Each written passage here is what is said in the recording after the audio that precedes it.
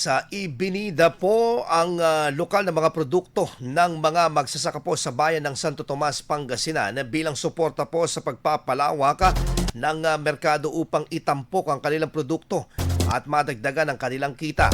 Sa mga isinagawang agritourism activities, itinampok ang Agricultural Crops Field Demo na nagsisilbing plataforma upang maipakita ang kakayahan ng lokal na mga farmers sa agrikultura at maisulong ang mga lokal na produkto sa bayan.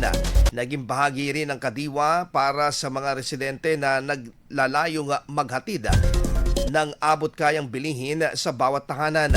Kabilang sa mga itinampok ang iba't ibang tanim na produkto at tulad ng dried fish na direktang ibinibenta sa mga manlalako.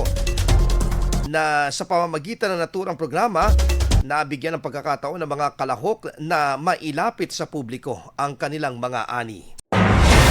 IFM News. IFM News. IFM News.